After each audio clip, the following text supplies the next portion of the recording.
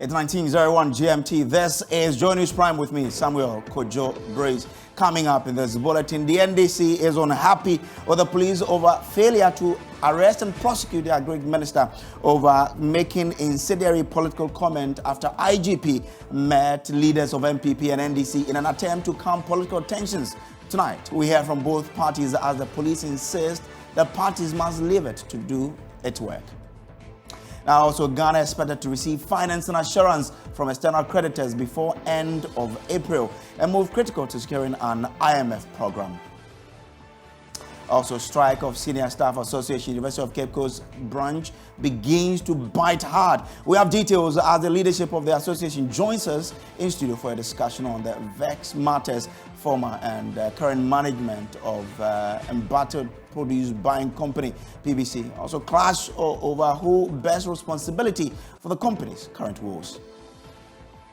They were owing us 3 months, but currently they've paid the 3 months. But as we speak, we don't know when our next salary payment is coming, and we have no idea.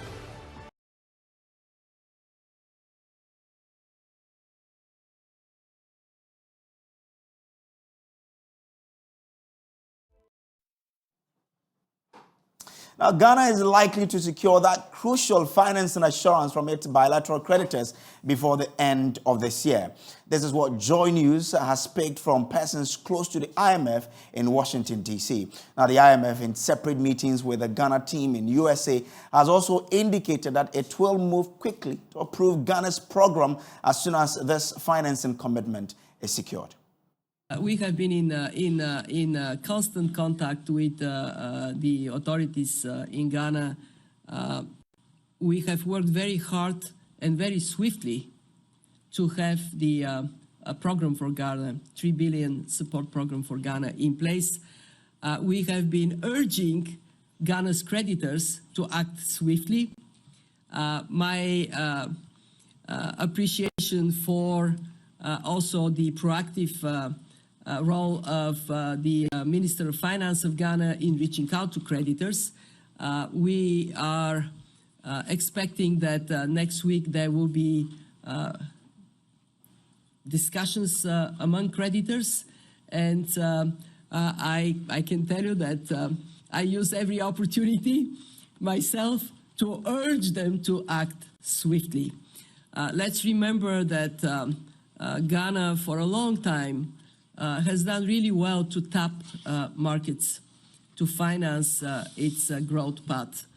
It has been like all innocent bystanders hit by COVID, hit by the war in Ukraine, and it has complicated domestically the ability to finance the budget.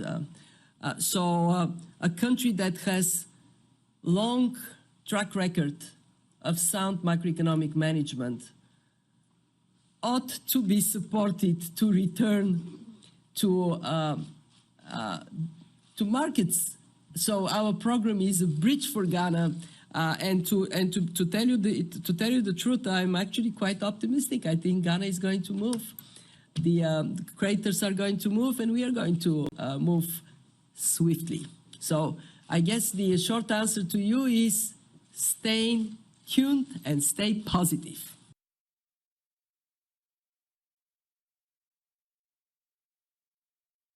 So that was the Managing Director of the International Monetary Fund, Kristalina Gorgieva there. Now let's get onto Zoom and get more details from Joy Businesses, George Weafe, who is currently in Washington.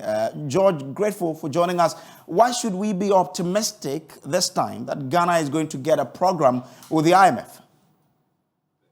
Well, Kojo, you're right, Don. I know that for you, you have in the back of your mind the initial finance minister said they were looking at March, and that is why a lot of people are less optimistic. And I remember I put this question to him when I was having a little interview with him. but we're having some technical challenges there, but we'll fix the line so we can have George Weafe back, because George is still in Washington with the Ghana team. We want to understand why we should be optimistic about this particular pronouncement that Ghana is due to get the financial assurances from its creditors. George, I was trying to find out from you why, as a country in this times, we should be, quite optimistic of us getting a deal with the IMF. Kojo, can you hear me? Yes, if I can go ahead now. I think that I know that where your concerns are coming from, and as well as other Ghanaians as well. If you should cast your mind back, there was an instance where the finance minister talked about the fact that we're going to have a program somewhere, and that was even echoed by the president. And that is why there's a new deadline that is being spoken about, as though got a lot of people concerned about whether this will actually happen or not. Now, you had the IMF managing director and the press briefing there, where she talked about the fact that these external creditors or the bilateral creditors are going to meet next week. And that is this week, actually, on Ghana. And they are expected to issue some financing assurance for Ghana this week. Now, the same managing director of the IMF and even the director of the African department of the IMF that our program will be submitted to is also saying that as soon as this assurance is issued to Ghana, they would move quickly to get Ghana's program approved. And we are picking information from other sources that gives that signal that unless something comes up last minute, that assurance could be issued at latest by the end of this month. And I remember engaging one person who is working on Ghana's program, and to quote him directly, we need about 2 weeks after that assurance to go to the board to get Ghana's program approved. So after securing this financing assurance, what will be next for Ghana? Well, I understand that it's the day that the board actually issued the statement that they have given Ghana's program, or they've approved Ghana's program request. As soon as that, there'll be a statement issued that will tell us that we're going to get the first tranche of that 3 billion Ghana cedis. I think within 2 days or even a week, that should be advanced to Ghana for us to get it. So after that, that tranche of funds will be extended to Ghana, and then we with some conditions as well. So if the first tranche comes in, what are we supposed to be doing to ensure that we meet everything? And then the second tranche comes in as well. Kojo, one critical thing that we also try to ask the finance minister about is how do we stay on course in terms of and ensure that there isn't any derailment. You have fiscal discipline, you have about checking government's rising expenditure, improving revenue. And he sought to give some assurance that, listen, it will be different. And then I am a program because of the restrictions and the conditions subject to these drawdowns that are expected to come in for Ghana. So if the program is approved, say today, when will the disbursement begin? And Kojo, I explained earlier on, and Kojo, one bit of very important thing that our viewers need to know is that the funds coming from the IMF is specifically going to the Bank of Ghana to support their balance of payment needs. This is not money meant for expenditure or consumption, and it's going to go directly to the Bank of Ghana. So from what I pick up from the IMF, immediately the board approves the program. Within the next 2 days or 3 days, Ghana can draw down the first tranche, which should be almost up to maybe $1 billion or $900 million. That will go directly to the Bank of Ghana to support the Bank of Ghana or to support Ghana and meet our balance of payment needs, Kojo. We understand the World Bank itself is also coming on board to support Ghana. What are the details? You're right on that one, and we understand that we're getting more than $1 billion coming from the World Bank. That will be complementing the $3 billion coming from the IMF. And that is going to go directly to finance projects that have been identified in our 2023 budget and 2024 budget as well. So the World Bank is going to come on board, the Swiss government is going to come on board, the German government is just going to come on board, and some are saying that it could stretch to almost about maybe $7 billion or $9 billion spread over the 3 years, tied to some critical conditions that the country is supposed to meet before the drawdowns are made, Kojo. Now, what else is happening in Washington, D.C.? We know that the meeting, the IMF World Bank spring meetings are over. What's happening there? Kojo, there are still country-to-country engagement going on. So even though the spring meeting has ended, government is still doing some engagement with some multilaterals in terms of trying to improve FDIs. We had the Minister of Finance the other time talk about the fact that they met the U.S. Business Council, where they engaged the Googles, the HP, the John Deeres, on how to improve the environment for doing business in Ghana, and that could also even attract more FDIs to Ghana. So there are still meetings going on with the World Bank. There are still meetings going on with the IMF, all towards improving support or lending to Ghana. Okay, grateful to you, George Weafe, for joining us all the way from Washington, D.C. there. Now, President Akufo-Addo says Ghana is on a path of becoming vaccine self-sufficient after breaking ground for the reconstruction of a factory with a capacity to produce 600 million different types of vaccines annually. The DEC Vaccines Limited is supported by the European Union with a grant of 5 million euros. Now, according to President Akufo-Addo, this factory will ensure that Ghana does not become pawns of vaccine nationalism, as was witnessed during the height of COVID-19. A private sector-led consortium of Ghanaian pharmaceutical companies, which will help our nation realize the dream of becoming self-sufficient in the production and manufacture of vaccines. Ladies and gentlemen, it all started on 28th February 2021. In update 24 of what has come to be known as the Fellow Ghanaian series of addresses to the nation at the height of the COVID-19 pandemic, when I declared to the Ghanaian people my determination to see to the manufacture of vaccines here in Ghana. The vaccine nationalism that was played out by the developed world with the rollout of COVID-19 vaccines meant that we had to take urgent, critical steps towards making sure that never again would we be victims or pawns of the international vaccine order. It was imperative that we took our destiny into our own hands. Ghana embraced fully the lessons it taught us, as well as the direction to which it is pointing us. In particular, for us, it has given us a good sense of how important it is to strengthen our unity and solidarity with our fellow African countries, and has provided us with the motivation, if any was needed, to be self-reliant.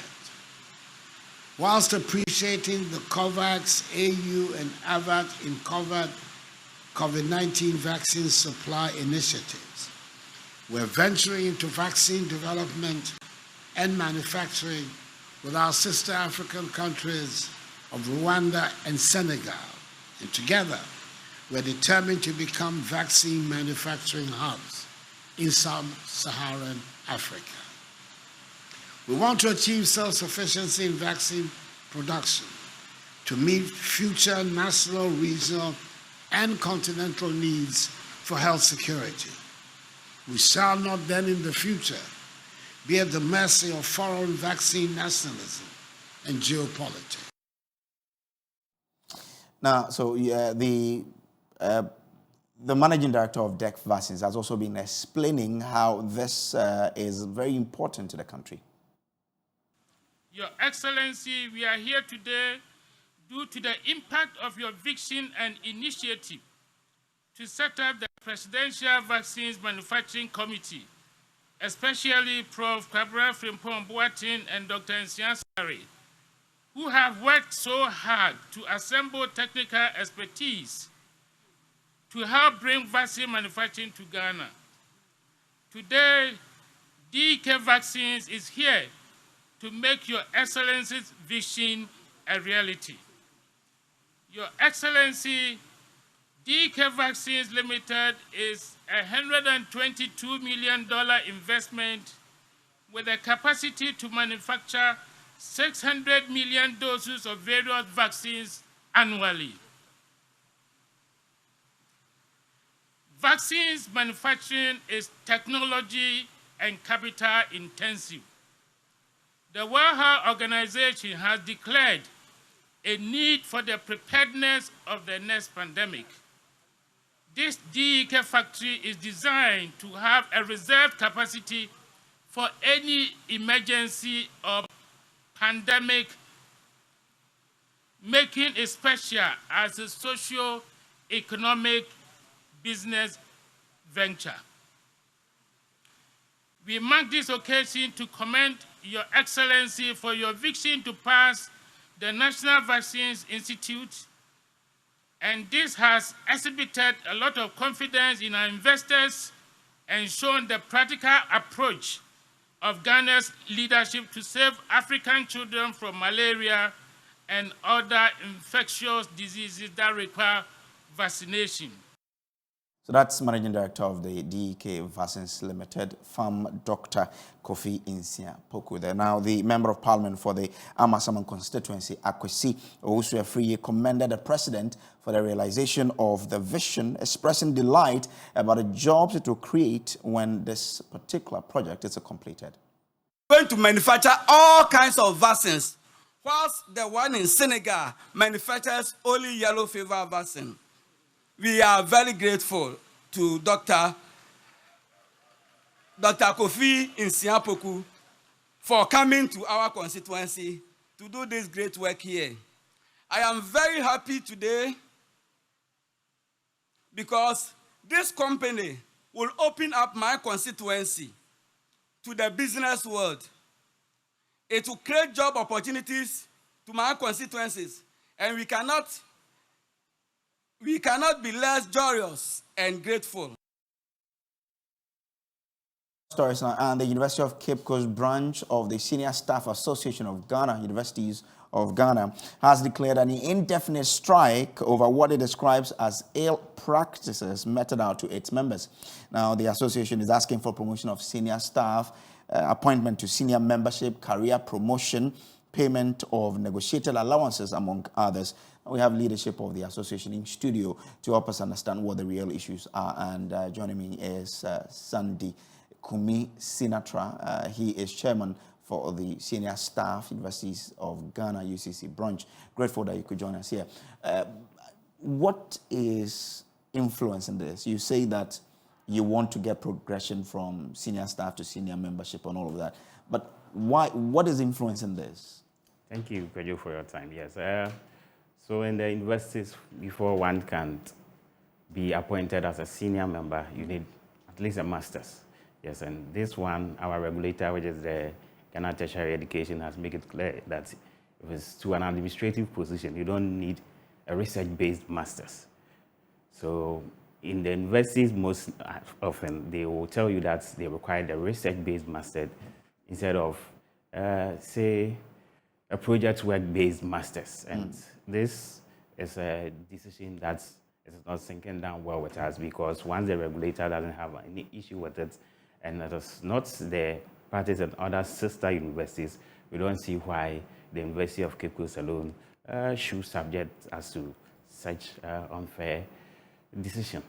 Are you saying that this one is peculiar to UCC and it doesn't happen in the University of Ghana, KNUST, and all of those universities? Of course, yes. It doesn't. That they accept any masters yes. when they want to progress yes, you? They do, from... and I can even show you a document to that effect. Yes. They do accept all kind of masters.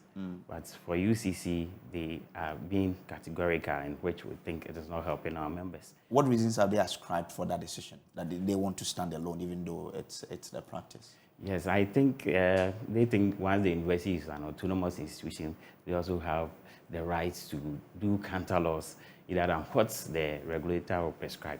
But we don't think it's in the best interest of our members. So, since you released your statement, what has the regulator done? What has your employer done about this?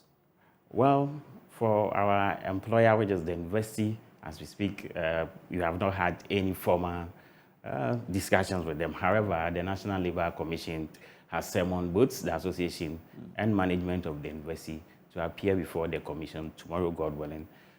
So we are waiting forward to see that.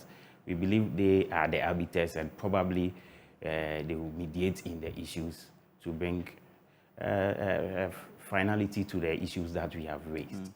What will you do if the decision by the regulator is that obey what the university is doing, get research-based masters if you want to be moved from senior staff to a senior member? Yes, as I indicated earlier, this directive or decision from university management is alien to the university community. For that reason, yesterday, our national leaders also issued a press statement in supporting our demands, and they have made that firm decision or communication to government that if government is unable to intervene, yes, the national leadership will have no option than declare a national strike in solidarity with what we are doing, because they don't think it will help in our fight going forward. Okay, so even if the university is able to raise compelling argument to convince the regulator to say we side with the university, your national body will also join you in embarking on the strike. Exactly so. But so aside moving from senior staff to senior membership, you speak about career progression. What is inhibiting that? What's also causing that is making you bring that up as one of the issues? Yes, so in the universities, the document that guides our promotion is the Unified Scheme of Service. Unfortunately, in the Unified Scheme of Service, we have some positions or let me say designations in the senior staff ranks that are not captured in the scheme of service. For that reason, it is making it difficult for people in that category to be promoted, because when we approach management, they will refer to the document and say that there is no clear progressional path. So for that reason, we have people who have stayed on to their current position for over 10 years. And this, I mean, the labor laws doesn't subscribe to this, because once you are working, there should be a time that you need to be promoted on the job. And for this reason, we think the University of Cape Coast is not being fair to our members. Okay. So what's your expectation going into this meeting tomorrow? Yes, we expect that, as I said, the issues are straightforward, and these issues are not anything new. It has no financial implication on government or so ever. It is just to say managerial lapses or policy implementation lapses. So we believe that the arbiter will be fair and ruled on the issues. Once it is the standard practice in all the other public universities, I don't see why management of the university or government will support the decision of management to say that, as for UCC alone, treat them separately. Okay. So that's our stand, and we believe that, yes, something will be done. Either than that, the strike will move from a local level to a national level. Okay. Sandy Kumi Sinatra, grateful for joining us here. He is chairman of the Senior Staff Association, University of Cape Coast branch there. Now, moving on to other stories. Now, there's brewing tension between current and former management of the produce buying company, PBC, over who bears the responsibility for the company's current woes. Now, the once thriving business is now on the verge of collapse after losing almost all of its market shares. Now, according to its audited report cited for 2020, the company lost 1.9 billion cedis within a period of 4 years. Now, both incumbent and erstwhile administration say they cannot be blamed for the company's downturn. We'll hear from both soon. First, here are excerpts of Joy News' latest documentary on the woes of the company titled The PBC's Troubles, exploring what might be accounting for the steep decline in the PBC's market share from 30.88% in 2016 to 8% in 2021. In 2021, a whistleblower and senior staff of the produce buying company petitioned the presidency over the possible bankruptcy of the state-owned venture. He raised alarm about the downward trend of PBC's market shares. In his petition to the president, he made a prediction about the market share of the company. He stated that if PBC market share should hit a single digit, it will spell doom for the state-owned company. Exception of our new management, I realized our fortunes per market share were falling. And as I indicated earlier, it affected our remunerations. You know something? For the past 6 years, we have never had even 1% salary increment. And you can imagine the hardships we are all finding ourselves through in Ghana now. Even 1%, we have, because yes, it's true. The financial difficulties and challenges we are facing, and it was all because we were not able to buy in volumes. That's why I wanted to inform the presidency. I wanted to inform the appropriate bodies to have a second look how best they can help PBC to stand on its feet to buy in volumes. As it stands now, with the way PBC's market share is dropping, we are in the 2022-2023 cocoa season. With the way the trend is going, what do you think PBC's market share is likely to be in this season? I'm not the prophet of doom, but we all have to be honest and be truthful to ourselves. As I predicted 2 years ago, that if things, we will be buying a single digit, and if we buy a single digit, it means we are not going to be able to pay ourselves and sustain the business. Everybody will be going home. He blamed management for the predicament of PBC and urged a change in business strategy to protect the livelihood of the over 900 staff and 15,000 clerks. After blowing the whistle, he was suspended, demoted, and eventually sacked for drawing the attention of the presidency to save the company and enable it buy in huge volumes of cocoa. Invited by PBC executive management, they intimidated me. Now, why should I write to the presidency to tell the president? Or should I write to the presidency? Then I explained myself to them. Then I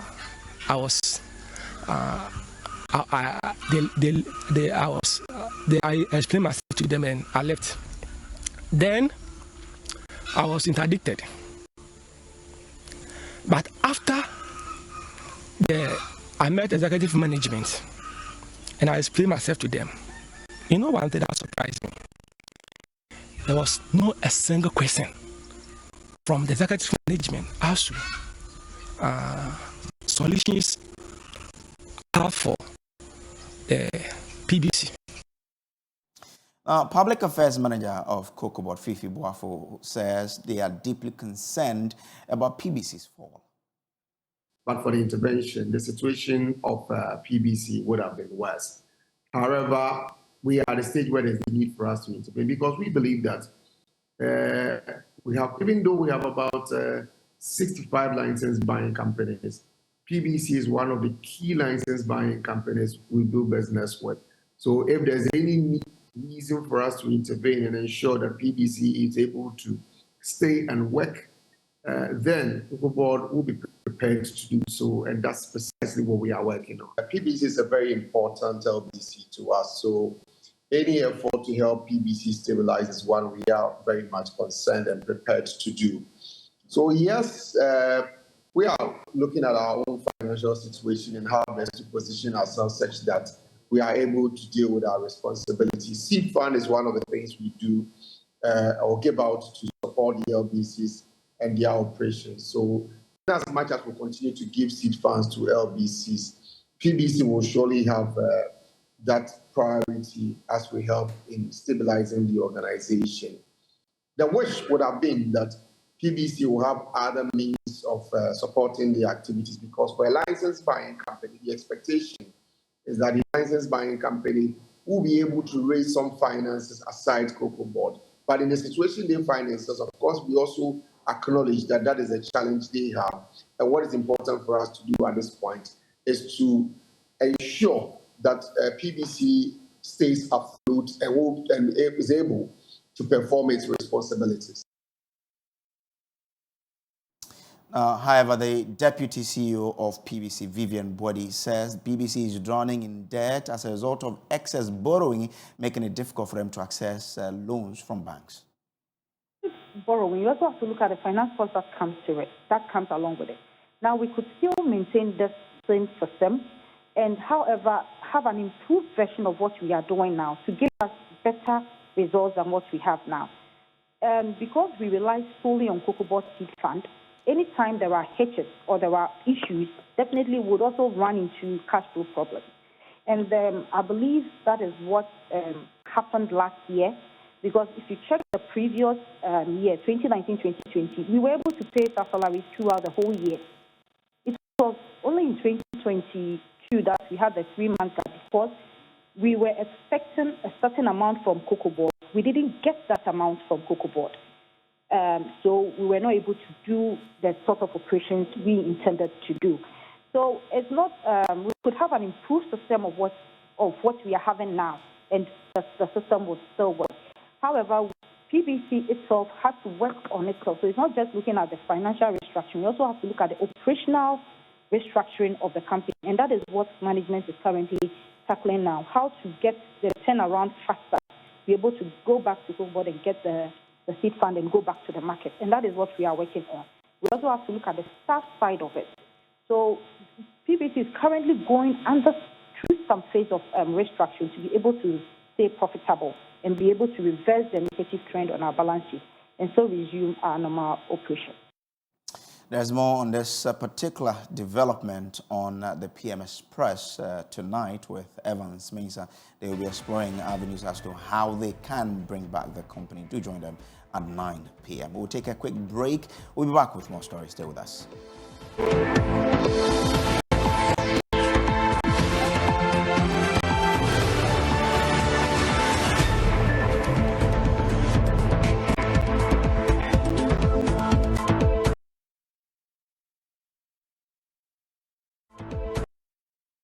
Welcome back from the break. Now, it is exactly a week since the National Democratic Congress filed a formal petition with the Inspector General of Police demanding the arrest and prosecution of Agric Minister Brian Acheampong. Mr. Acheampong had been widely condemned for declaring the MPP will use any means necessary to win next year's general elections and will never hand over power to the NDC. Well, a week on, the police has failed to effect an arrest. The IGP instead called leaders of both the NDC and the MPP into a meeting in an attempt to calm political tensions. Let's share with you details of a release from the police service. Now, it says the police this afternoon met with leadership of the two parties. Now, the meeting, which was called at the instance of the Inspector General of Police, was necessitated by a press statement issued by the parties and subsequently followed by petitions to the police service, with each party calling on the police to arrest certain individuals of the other side for some alleged offenses. Now, after the meeting, both parties were given the opportunity to air their grievances. The main issue raised by them was in respect of comment by some political actors from both sides of the divide, considered to be inflammatory. The police also briefed them on two strategic interventions introduced by the police administration to handle election and politically related incidents as part of the police transformation agenda. The police used the opportunity to provide an update on the status of political violence and related incidents recorded during the recent internal elections. Now, an update was also provided on the status of the 2020 general election-related cases, including Techiman South and Ododo constituencies, and the general public will be duly updated on these cases in the course of the week.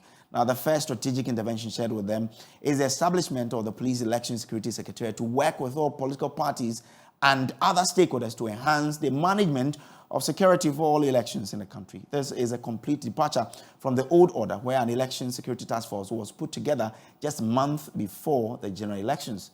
Now, we understand that the election secretariat has worked with the various political parties in their respective internal elections from the polling stations through constituency to the national level. Now, what about the Brian Acheampong incident? What update was given? The police indicate that they've used some, they've set up a legal team to subject all politically related individuals and incident to legal scrutiny to establish whether there are elements of crime or otherwise before any police action is taken. The police will, therefore, not intervene in any situation where there is no criminality involved. this is also a paradigm shift. Now, they say that this has been used to analyze all recent cases, such as comment made by the Honorable Minister of Food and Agriculture and the constituency youth organizer of the NDC at Swami, among others. Now, joining us is, we understand that the NDC is very unhappy with the outcome of this particular meeting. We've been joined by the national organizer of the NPP, Henry Nanabuachi, who was at this particular meeting for more on this. Henry, grateful that you could join us here. Now, you were at this particular meeting. What sort of, exact response did the police give on the back of the Brian Achampon comment? Thank you very much, and good evening.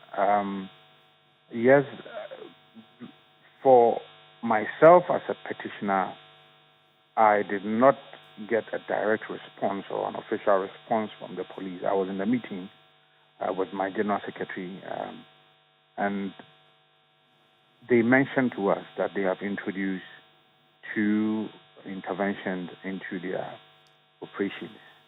And I think you read it out. That is the setting up of the National Security Task Force Secretariat, and then also the setting up of a legal structure, sort of, which would put all politically related and then controversial comment through the system, and then they will analyze it legally. They have a legal team. They would use the applicable laws to analyze it, and then they will conclude whether it is in contrary to any law, or they would declare it as a crime or not. So that is what they did, and they did the same. They used the same process for the former president Mahama. The comment in the meeting, they played the video, and then the same process for the national chairman of the NDC and then Mr. Brian Achampon. And they concluded that it did not, all the cases did not meet the threshold to warrant any arrest, any investigation or prosecution from the police. However, if you consider that of the Swami youth organizer, who said that they should, when they meet MPP, they should hit the person with a stick. If you have a gun, you can shoot at the person. That for them was a patent act, and which will meet the threshold of a crime, and that is why the person was immediately apprehended, and then he was put before the law court. So in their release, you could see that they did not directly respond to the petition of Mr. Amaliba and then that of my good self, because they said that they were going to officially respond. We get a sense that the meeting put to rest all of these petitions that both of you had sent to them. Indirectly, you can say yes, because they have displayed to us the processes they used and in analyzing all these comments. And even in the meeting, in my remarks, I said jokingly that it appears that this forum is trying to tell us indirectly that our petition, yes, they have analyzed it, but our petition did not meet any favorable consideration from the police. Then again, it's their discretion. I mean, we have to understand their work. But one thing that is clear is that it was a very good meeting. The national chairman of the NDC, the general secretary of the NDC, the national communications officer was there, myself and my general secretary, we were also there. Okay. It was very cordial. Okay. And afterwards, we exchanged pleasantries. And what is important was that it was noted in the meeting that it appears that the political temperature is quite high. And then we political actors, especially we political leadership, we have an obligation to make sure that we bring this temperature down. Okay. And they said that they were going to do their policing very well.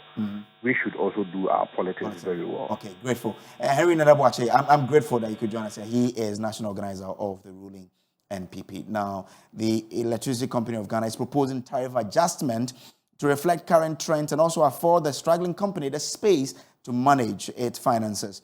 The company is also proposing that the government reviews its subsidy on electricity. Now, ECG is currently on a revenue mobilization drive to collect some 5.7 billion cedis owed by its customers. But the money, even if all is collected, will fall short of the debt obligations of the company. I will walk you through some of the pressing demands of ECG. But first, listen to Managing Director of the company, Samuel Dubik Mahama.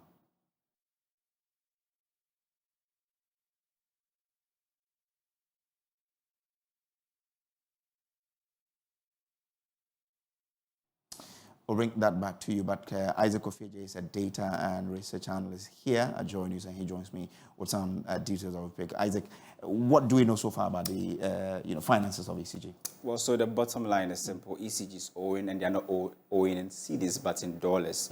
And the last time we checked their books, it was right from 2018. They were making huge losses, somewhere around 2 billion Ghana cedis. It was just 2020 that ECG started making a profit, net profit of about 181 million Ghana cedis. And this year, they have to service a debt that they owe to IPPs. We spoke with the finance minister who said that the debt that they owe, ECG owes to this IPP is about $1.6 billion. And Brace, you know that ECG must settle this debt in dollars. And now that we are doing this whole debt restructuring, there will be no fiscal space to actually do such, debt servicing. So ECG must take upon itself to now collect revenues and pay their debts. They did same in 2020, and they were able to make profits. So they're hoping that this time around, the about 5 or 6 billion cedis that they'll collect, which if you convert to dollars, around $600 million, they will be able to use to pay the about 1.6 billion cedis that they owe to IPPs, and other, power, producers.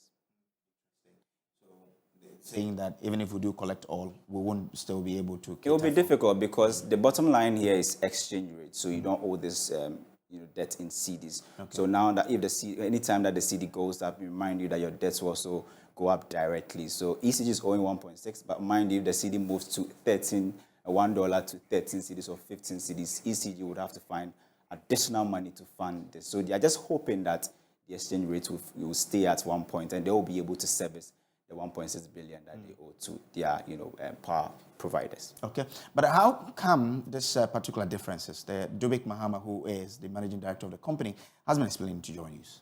Now, if you are not collecting enough, then what's your story? If it's even less in CD-wise, collect enough so you can shift the burden onto somebody else's doorstep.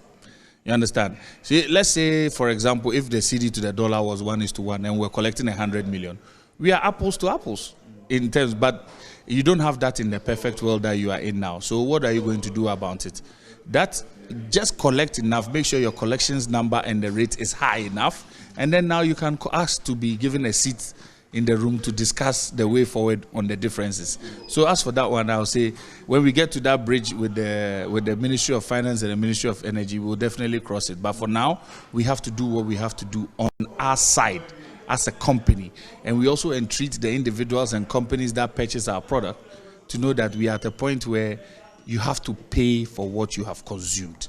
That's the whole conversation. But how does the lay mind understand this gap, the gap between what you owe and how much people owe you? So the gap is clear because what we owe is in dollars and what we collect in cedis. You understand? So that's a whole tariff conversation about how to close the gap as quickly as possible. Maybe PURC has to start looking at leaving maybe some 2 or 3 or 4 pesos in there for us to close the gap on the cedi to dollar ratio, or PURC has to adjust the forex bandwidth. It's all a conversation to be had. But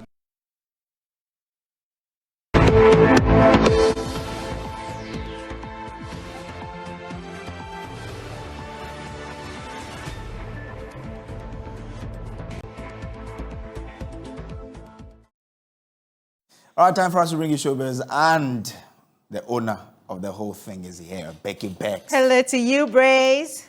Oh, look at me on TV. All right, let's go straight to the point. Let's talk about Foster Romanos. Okay. I had an exclusive interview with him.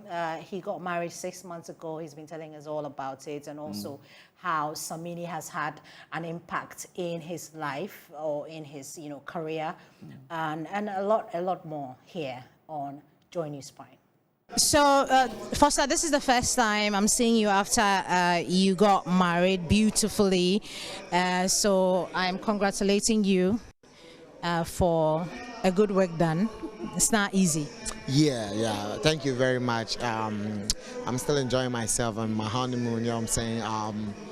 Yeah. Because I was going to ask, how is, married life treating you? Oh, it's fun. It's fun. It's exciting. It has a lot of its own ups and downs, but so far so good. Yeah.